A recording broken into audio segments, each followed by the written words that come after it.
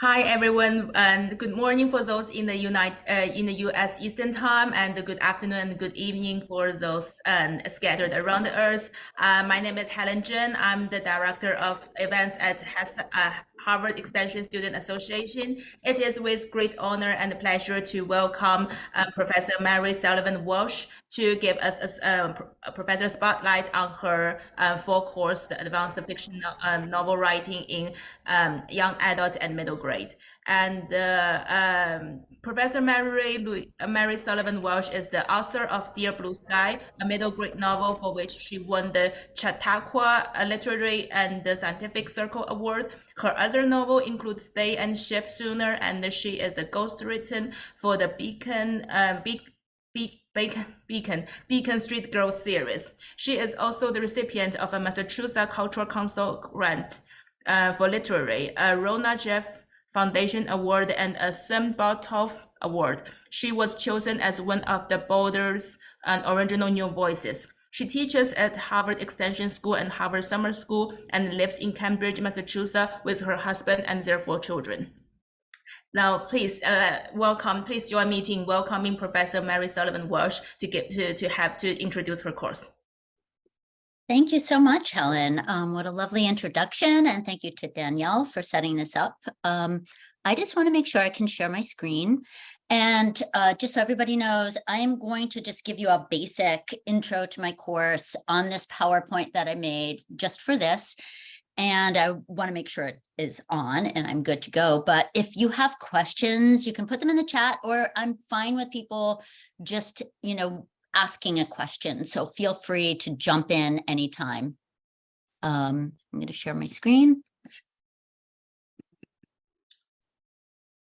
Yep, it's out. Good. All right. So just go to slideshow.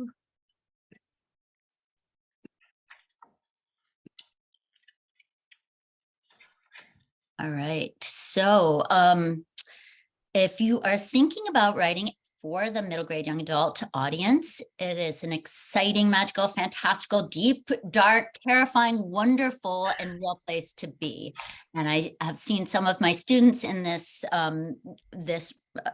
right now in this audience, and they can attest to that. It is really, really wonderful. Yes, dark too, but wonderful. And we were all kids once. We were all teenagers, middle graders. So people don't change that much, but the world around us does. Just to clarify, middle grade young adult is not a genre. It is an audience. So genre is fantasy, realistic fiction, science fiction, etc. And the audience is who you write for. So in the first class, we talk about the difference between middle grade young adult and new adult, because that is also an audience. And it really is the most thriving place to be in publishing. Sales have skyrocketed. Just the audience for middle grade young adult is enormous. And if you compare the shelves in bookstores to when you're growing up to now, you can really see that. So the other thing is, many of us remember this time in our lives so vividly. So keep in mind that readers want to see themselves in characters. That's what we do. We have relatable, unique characters. And your job is to write the story that you relate to, the one that calls out to you, the one you wish you had available to you when you were a middle grader or a young adult. My goal is to have you all write your truth, to make it your own story, and really carve it out. There are a lot of trends in publishing. Publishing is changing so quickly, and it's really hard not to think you should jump on a bandwagon. It's much more important to stay true to yourself and write the story that matters to you. So ask yourself, what are you trying to say? What is your story? And when you're writing, make your readers care. They can put down the book anytime. So make it real, make it your own, and really write your story. And Lois Lowry said she writes for this. She started writing for the young adult audience because she felt like they were much more open to change than adults. So I think that's really important when you think about not only telling your story, but having a message and a takeaway for young adults who are in this place where they need to have some kind of grounding, some kind of relatable character, somebody like them, somebody that calls out to them, somebody who can really make a difference in their lives. And whatever world you create, you want to disturb the universe, which is something that Mary Cole talks about. This is the one book I use. It's not required because it's slightly outdated, but it's so helpful. And she was the first one to really write about middle grade and young adult fiction in a way that spoke just to that audience and the writers writing for that audience.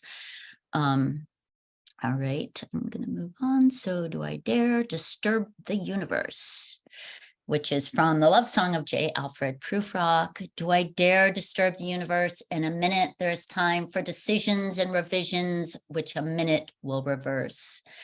I just love that. Disturb the universe, rock the boat, write something that matters, write something that grabs the attention of your readers.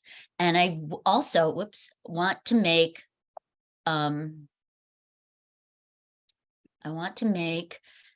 writing fun. I want to make it a creative play, something that is like your playground, at least for the first draft, something that you love doing because it matters to you. So we try to do a lot of writing exercises and prompts because creative play and imagination are at the core of a writer's life. And how we nurture the imagination affects all aspects of what we write and how we write it. And really interesting because I do get a lot of adults coming into my class who have been lawyers or business people in finance, whatever. And they say, I always had this novel in mind. I wanted to write it, but, I felt like I needed to get a job that paid more money. And it's true. A lot of us do not make a fortune from our writing, but you can actually write a book and have a working job. Most of us do. I think 1% of writers actually make a living doing it, but you are feeding yourself, you're giving back. And the dynamic principle of fantasy is play. This is young, and it belongs to the child. And as such, it appears to be inconsistent with the principle of serious work. But without this playing with fantasy, no creative work has ever yet come to birth. Really important to think of that. It is not just play, it is work. And that idea that you can let your imagination go and write whatever is in there, and we're all so entirely different, is important. Embrace it. And so I try to, in the beginning, with free writes, writing prompts and things like that, really allow you to embrace this imagination and this creative play that we all have. And a lot of us, since we were children, have clamped down on that and not made it so available. So I like this quote by Annie Lamott, and I often start my class with it because I think it's important to know that you can write a really shitty first draft. That we all do. I don't know too many writers who, write their first draft and it comes out beautifully and they send it off for publication. So let that come out. Let that shitty first draft come out and start to get in a habit of sitting down the same day, training your unconscious to kick in for you. So, John Grisham, when asked how he gets inspired, said, I make it a point to be inspired every morning at 9 a.m.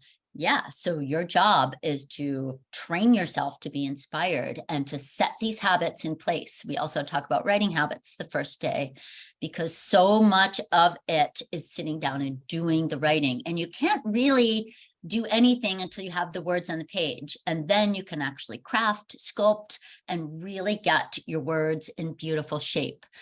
The first draft is the child's play, where you let it all pour out, let it romp all over the place, knowing that no one is going to see it and you can shape it later. Just let this childlike part of you channel whatever voices and visions come out onto the page. And the other thing we do in my class is we read novels. And because you can't really be a writer unless you are a reader. And I know most of you know this, but you'd be surprised that people come into the class and say, oh, I really want to write, but I don't read books. And I'm thinking, you actually have to read books and talk about them and learn to read like a writer by going deeper into the elements of the craft. So we read books so we can really see how to craft, what works, why it works. And we look at different elements of the craft, and we'll look at the books that we have on my syllabus. And I'll just check the chat quickly in case there's a question. I think we're good. Okay. We'll have time, plenty of time for Q&A. There is somebody in the waiting room. Do you want me to admit them? I already admitted him Oh, in. thank you. So the class structure is basically first half. I like to start out with a writing exercise just to get people going. And I know we're not supposed to spend a lot of time on exercises because it takes away from class time. So I usually, spend 10 minutes and really try to get something on the page that you can finish later, come back to. Some of them we share, some of them are just for you. We try to have a breakout group every class to discuss a novel, for brainstorming, to share different writing topics like writing habits.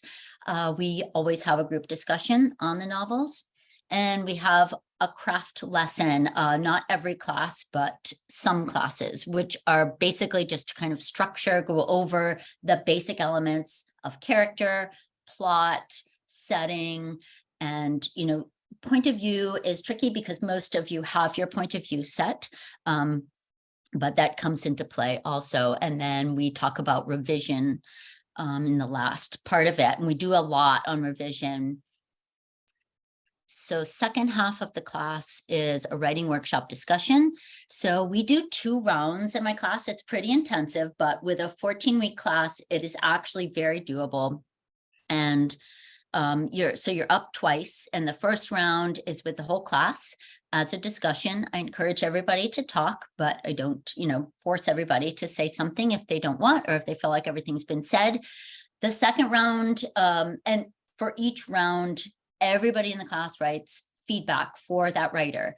So it goes to me and it goes to the writer, and I read all of it because I want to know what you're thinking and what the feedback is for this particular writer. So the workshops are pretty intensive and really exciting. In the second round, you can give either entirely new work if you're feeling like you want to just move forward in your novel.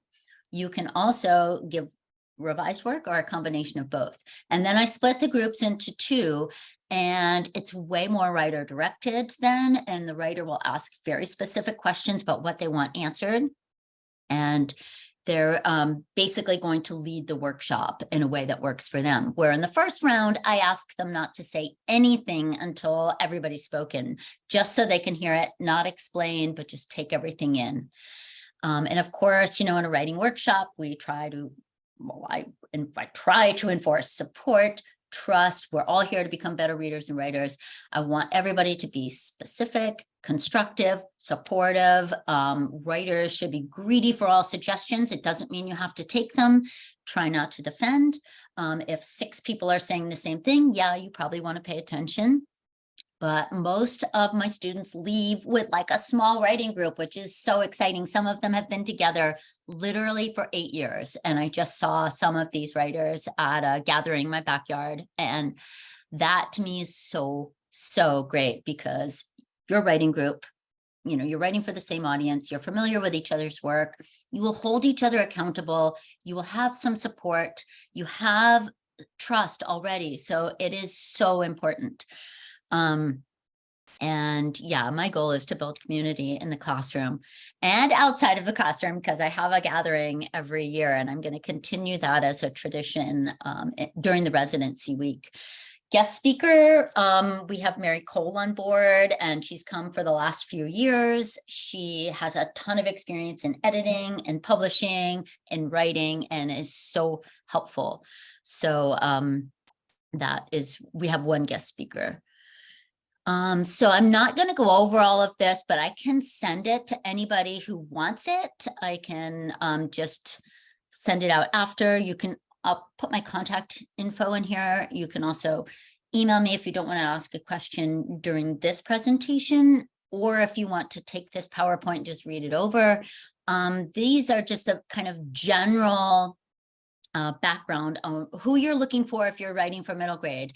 It is kind of helpful to come in and know if you're writing for middle grade or if you're writing for young adult. And, this audience has gotten so big that now publishers have they have chapter books, they have younger middle grade, they have older middle grade, they have younger young adult, and they have older young adult, and then new adult. So there is like pretty strict divisions with a ton of crossover in there, of course, as we all know from what we've read. Even, with adults are just feasting on middle grade young adult books. So I'm not going to read all of these, but you can look it over. And, similarly with young adult.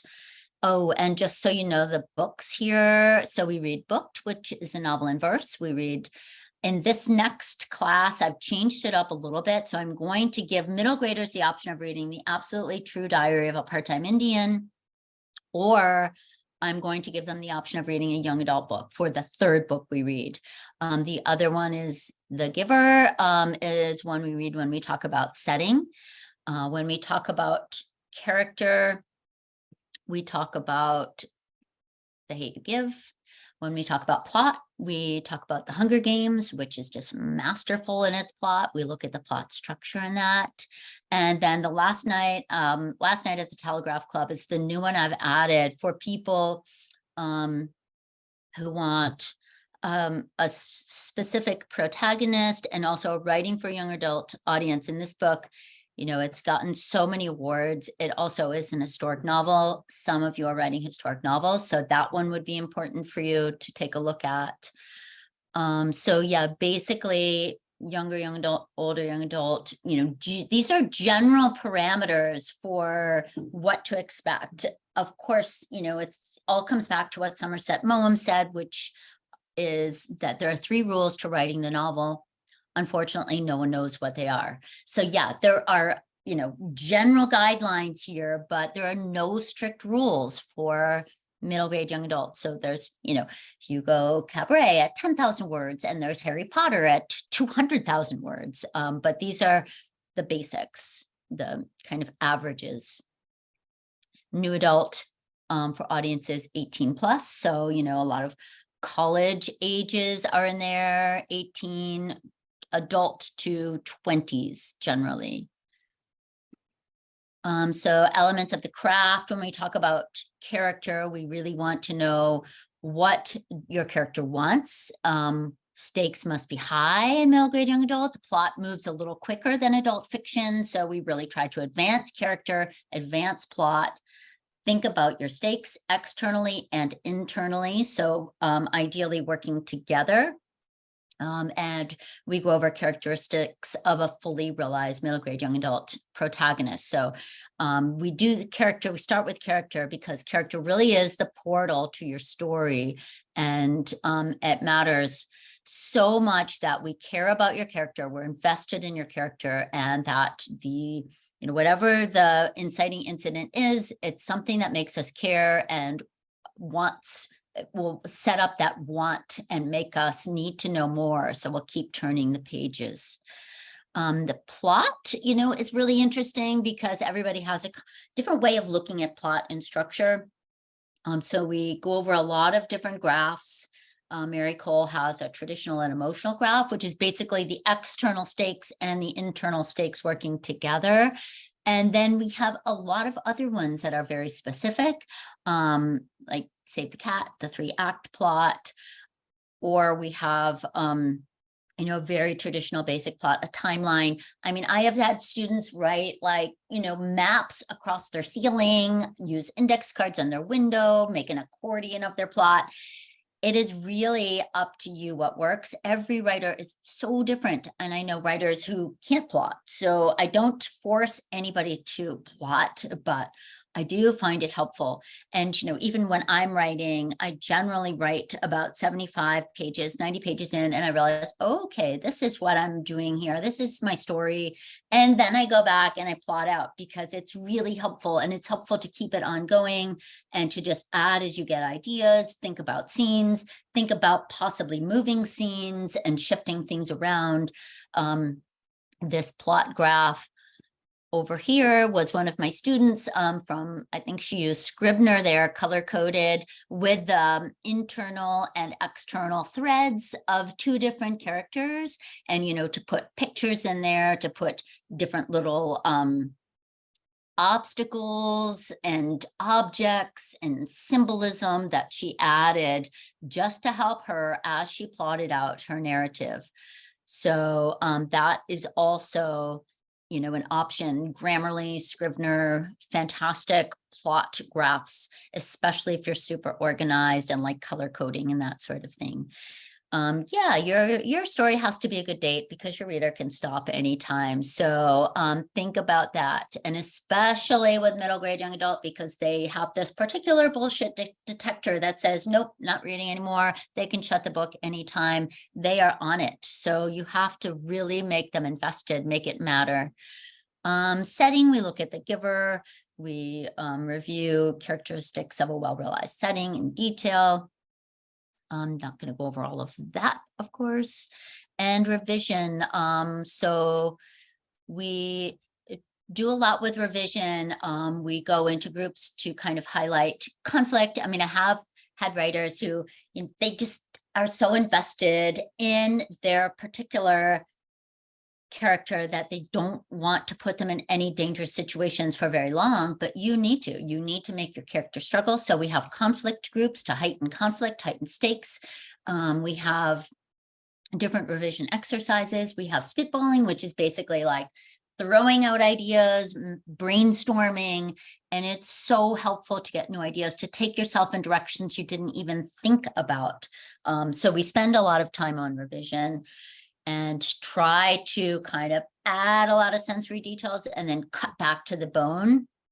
As Stephen King says, it's a little bit like murdering children, but it has to be done. So there really, some students come in and they think, you know, if I take this class, I'll learn how to become a best-selling author. That I can't control. Publishing is always changing. And it is not an easy business. It's also, you know, there are a lot more people writing now. So I tend to give, you know, the advice of not jumping on a bandwagon, and to really find your writer's voice in this class, tell the story you need to tell. And that is the book, you know, that will matter in the end. And by the time you jump on a bandwagon of the latest trend anyway, it's probably going to be long gone by the time it's published, because the new trends are coming and going so quickly. So yeah, tell me, I love this line, and I shouldn't have put it in here because I like to end my class with this, but tell me, what is it you plan to do with your one wild and precious life? And yeah, I feel like if you're wanting to write a story, wanting to write a novel, this is your chance. Do it and set very strict guidelines for yourself. Will help. That's what the class is for, to set those deadlines, to give you support, to offer a ton of constructive feedback. I'm putting my info here. If anybody wants to email me, mlswalsh@g.harvard.edu. You're welcome to email me, ask me questions that don't come up in this presentation. I would be happy to send you this PowerPoint also. And yeah, I just added my website and my Instagram and Twitter if you're interested. And now I'm going to stop share and come back to the class because I'm really interested to know what you have for questions. So let's see. Thank you for putting that, my email in there, Helen. And so does anybody have a question? Like, you can just jump in. I'd rather that than read all the chat messages, although I'll look those over now. Any specific questions for me? Well, if there were nobody here have specific questions, I usually have 3 standard questions to ask every professor at Professor Spotlight. The first one is, if there is only one takeaway that students can get, what will be the most important takeaway they are going to take out of this class? It would be to write your story, write your truth, and really establish good writing habits. And part of that would be by being part of a writing community that you lead with. So I think that is a really good way to stay, hold yourself accountable and stay on track with your novel. So yeah, that would be my main takeaway. Let's see, I see there's a hand up. Allison, yeah, go ahead. Hi, thank you so much for being with us this morning. I'm absolutely just delighted to be able to see you in real time. So yeah, my question is, I am a short story writer now moving to finalizing a manuscript in YA. It is my first one, and it deals with um, some issues that are difficult. They're challenging, and I specifically am more of a climate fiction author. I feel like getting kids, teenagers really invested. That's a fruitful area to maybe start some of those conversations. And I'm wondering, when you're talking about a weighty topic, it doesn't have to be climate fiction, but when you're thinking about a weighty topic like that, how do you maybe think about making it both palatable, but also still remaining salient for the reader, and really getting those important themes, difficult themes across, but also still inspiring hope, I suppose.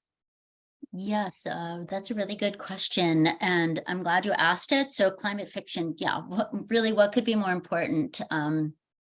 And you can't force anybody to read about the importance of climate change. So the trick is always basically the difference between showing and telling, but really making your reader so invested in your character and the stakes of the novel that they want to read more, and to not give exposition in your novel, but to create scenes, because scenes are really the building block of every novel, of every fiction.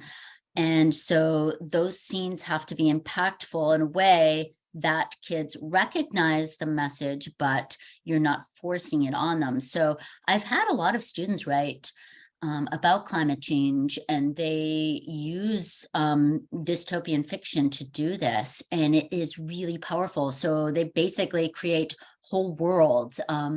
Had one student create islands of trash, and the world itself says so much about the future and where we could be headed, that by creating it, putting your reader right in that scene, you create something that they automatically are in context for, that they understand, that they get, that they are experiencing, because it's all about having your reader experience what your protagonist is. So you can tell them, everybody knows that there are, issues with climate change that are going to put so many lives at stake. That's not going to mean anything to young adults and middle graders. So your job, thinking about a book like The Hunger Games, which probably most of you have read, the message of capitalism, and that book, the underlying message of capitalism, is everywhere in the Hunger Game trilogy, but she never actually speaks that. She sets it up by making the capital and then setting up the districts around, by showing the capital to be full of people who are just there for entertainment, using kids, murdering kids for entertainment. So it's about thinking about the best way to express what matters to you, writing about climate fiction, writing about issues that are challenging, and writing it in a way that will make your reader feel like they are in the scene, that you're not forcing knowledge on them. Because as soon as you are, their bullshit detector will say, no, not reading this. I don't want to be told anything, because that's what middle graders and young adults do. And they will put themselves in the shoes of your protagonist, your characters, and they will experience it. And so that's the challenge. And it sounds, I think, a little easier than it is. But I hope that was helpful. Very. Thank you so much. Yeah, it's easier for me to look at. I love hands-on. That's why most of this class is a workshop. So most of it is looking at, paragraphs, sentences, chapters, and seeing how they work, and really talking about the craft based on what, the words are saying. I did see another question in here, which was, where was that chat question? Unless somebody else has a question right now. Andrea is asking whether whether you fell into this profession from the start, or is it a second career?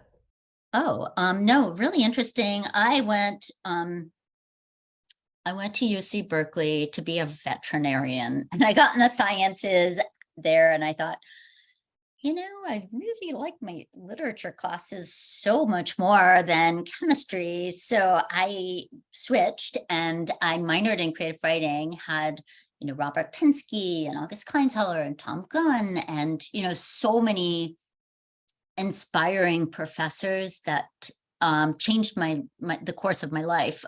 So then I really was focusing on poetry, and I went from poetry to, one poem just got longer and longer and turned into my first novel, which was called Stay. So no, I never really planned to be a writer, although I always wrote and I always read, and I kept journals and I wrote poems and all of that, but I didn't plan to be a writer in the same way that, you talk to a lot of people and they say, I've always wanted to be a writer since I was 5. That wasn't really the case for me. And, a lot of writers I know started much later. For example, one of my best friends, Sue Miller, wrote her first novel at age 42. And she had tucked 2 novels away before that one was published, The Good Mother. So yeah, there's no rule around that either. And it's really about setting the discipline, about following your story and really making that novel as good as it can be. I hope that answered your question. And I didn't start with middle grade young adult either, because the audience wasn't really there. Although I did write in both my first 2 novels, I wrote through the perspective of a teenager. So I was already basically writing for middle grade young adult, but the audience was not there like it is now. It has just, it is by far the most thriving place to be in publishing. It's so exciting. Anybody else have a question? Ligia has I hope my pronunciation is right. Ligia has a question about, would you recommend this course to someone who hasn't taken a writing course or written a story before this, but is an avid reader? Yes. To get into the class, you really need to be able to be ready to write a novel, to work hard, and to allow your imagination to put those words on the page. It doesn't require any past writing. It does require 10-page of a sample of fiction, which can be any fiction that you've written. So if you haven't written anything ever, then you should start by doing that, at least the 10 pages, because you'll need that just to get into the class. There are no requirements for past classes.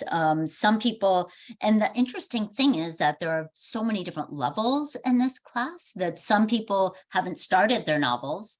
And I've had students who haven't started, had ideas for novels, have wanted to write a novel, and have totally taken off and, written 50 pages of their novel in this class when they hadn't had a page to start or really known where they were headed exactly.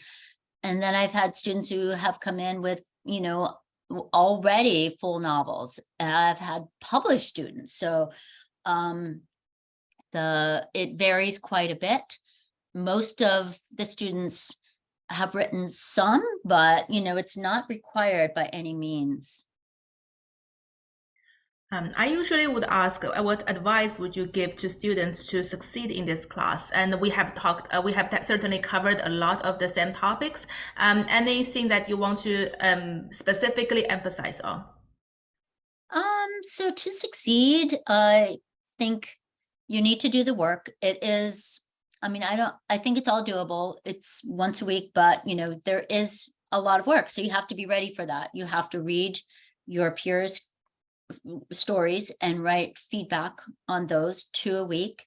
And that is to really train you to become a better editor for your own work, but a better editor in general. And as a group, we learn what to look for. We learn to go deeper into character. We learn to look for, you know, real arcs and fully realized characters, and whether setting is working, whether it's layered in or too clunky. So, and then we look at, you know, the more micro aspects of language and words and sentence by sentence language and how effective that is. But to succeed, so you have to be prepared to write 2 reflections a week, to do some outside reading, which is, you know, based on the 4 novels that we talk about in class. So there are 4 novels required, and it requires you to be working on your own chapters at the same time, to really take your writing exercises, hopefully, you know, to a deeper level. So you're using these prompts to get somewhere in your story and thinking about your protagonist, to really start thinking like a writer, is to carry the story around and work on it on a regular basis. So to set up good writing habits. Some writers will say that's the 80% of it, is actually sitting down and doing it. And that's, you know, and the revising. So anybody can write. Not that many writers can actually revise their story until it's really strong. So there are those 2 elements of, you know, writing and then really revising and looking for craft and learning to read like a writer, so you can understand why craft is so effective when it is. And I've had so many students read so much deeper. Even if they've read books before, they come back and they look at those characters and they look at the plot and they really understand them on a different level now that they're crafting the work. So to succeed, you have to work hard and you have to be ready to allow your imagination to boot the critic off your shoulder, write that shitty first draft, and then work hard to revise it. So that's what writers do. They revise. I know writers who have written 10 drafts of novels, even more. So that's basically what you need to do. Come with an open mind. Come as somebody who wants to be part of a writing community, because I really emphasize that it doesn't help anybody to have somebody who's, you know, too critical. So we're always supportive, always constructive in this class, and we're working together. We're all in this for the same ends. And Andrea is asking about how was ChatGPT entered the novel world so far, and its thoughts both from a perspective of a professor and an author.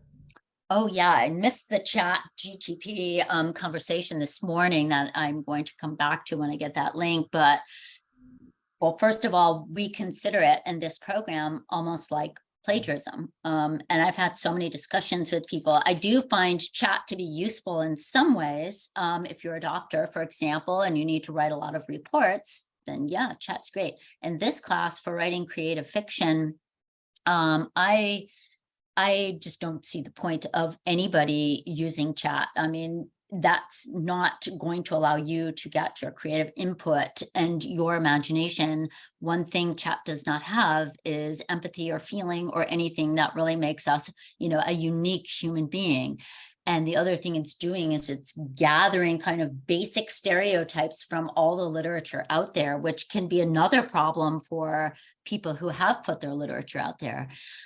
So as far as writing novels, I am not impressed with chat. I've tried it just to see what prompts, what it would give me when I put in prompts. So I put in, you know, I'm writing a book about a girl who disappears, and it's, you know, kind of a mystery. And it gave me the most boring kind of cliched couple of paragraphs about, you know, what I could write as fiction. And it was so unhelpful. And I think the important thing is when you're writing, you are writing yourself. You're figuring out as you write, and the writing process is the thinking process. It's the creative thinking process. So if you just prompt chat, you're basically just getting a big old cliche, and you're missing the whole process of writing, which is,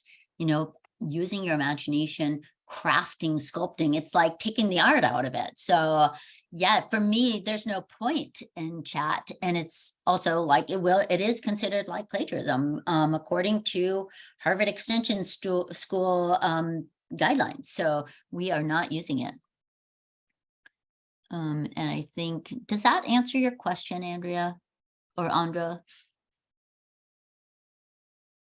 I hope.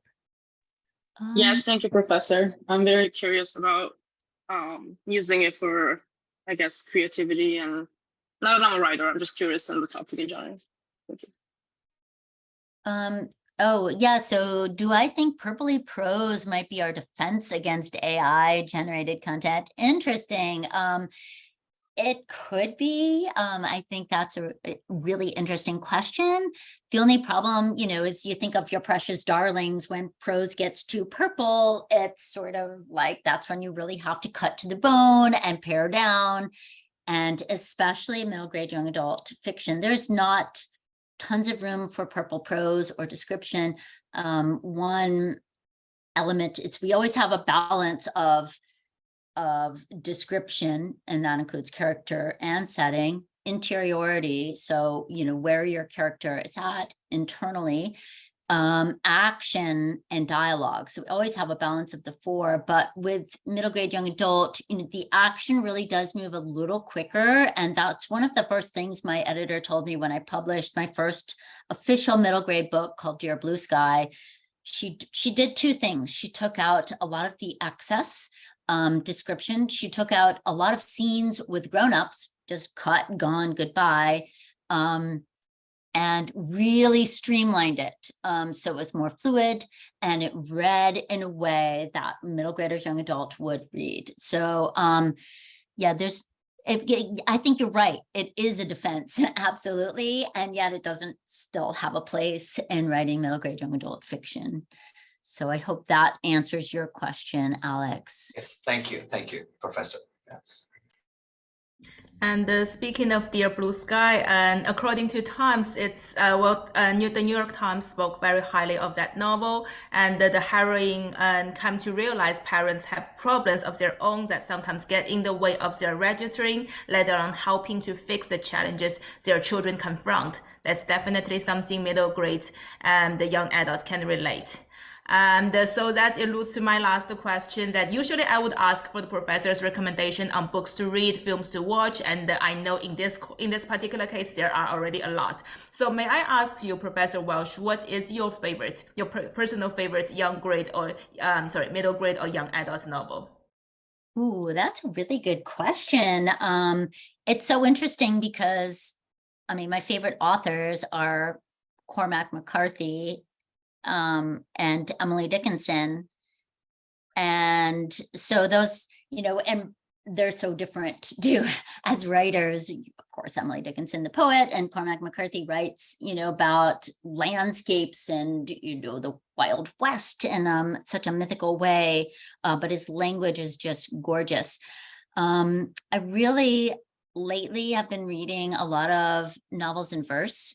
And I love Kwame Alexander and Jason Reynolds, and I would probably, it's so hard to choose. I have a long list, and I actually got a really great list from Mary Cole on her last favorites. That was super fun. I just ate those up.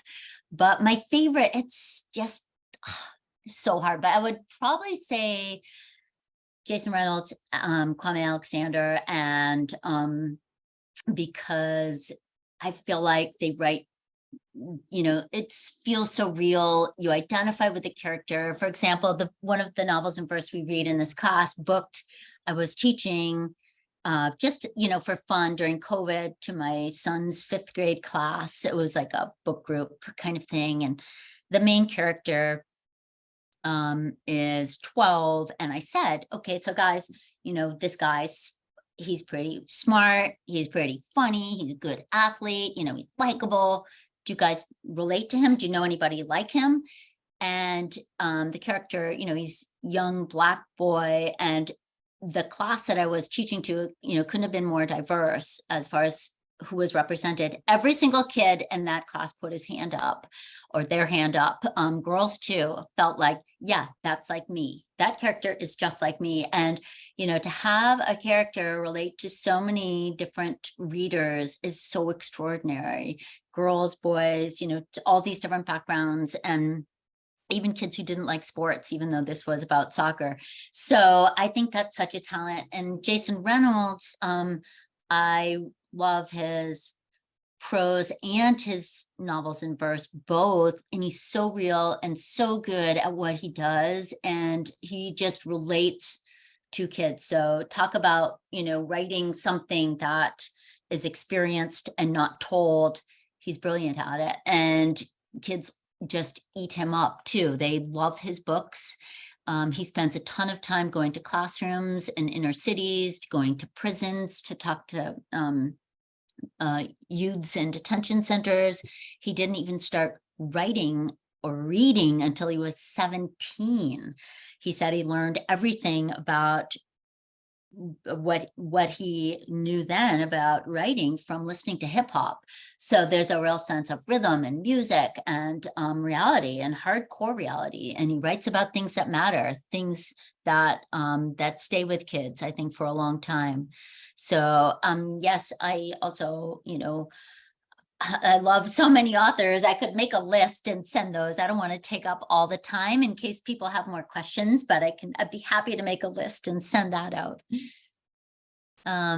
Anybody else have a last question?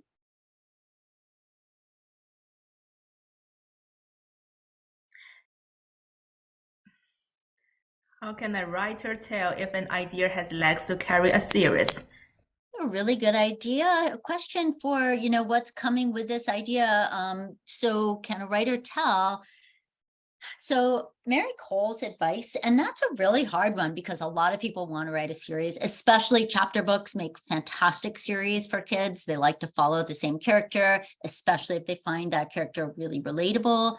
So there's no one answer to that. Mary Cole advises in her book to write something that can stand on its own. But if you're thinking about a series, make sure that, you know, it can stand on its own, but be have potential to have 2 or 3 to follow, or possibly even more. So I think that's really good advice. It doesn't kind of put you in one category. Some publishers also won't jump on a series right away unless the first one is successful. So you could make something stand on its own, you know, possibly end with, you know, a little open-ended mystery or something that will make your reader want to know what happens next to this protagonist in this conflict, whatever it is. But it would be more something for an editor to decide, depending on, you know, what they choose and what they think the potential is for a book. So I think that there's no one particular answer to that, HESA, but you know, make the book so it could sell by itself, and then have a, you know, either something that, an ending that you can pass on, or, you know, have as a possible ending to it as a potential series. But there, yeah, some, and also look very carefully at agents and editors to see how likely they are to take series on, because they vary on that. So yeah, I hope that's helpful. And that's sort of a non-answer.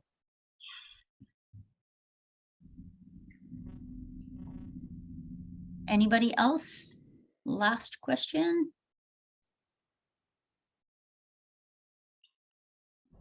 And I always end my class with talking about agenting and publishing. We write a query, we write a synopsis, and we look at the market.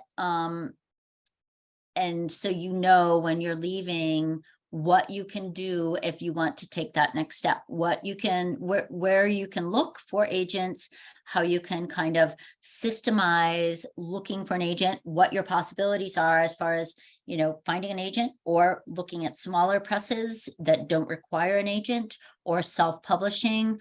There are a lot of options now. So that's the end of our class. We kind of culminate in that for you to carry on. And some people won't be ready, but it's still really important to have that in mind, because if you're writing a novel, then most of us will want to publish that in some format, and people generally know which direction they want to go, but you could make a plan A, plan B, plan C.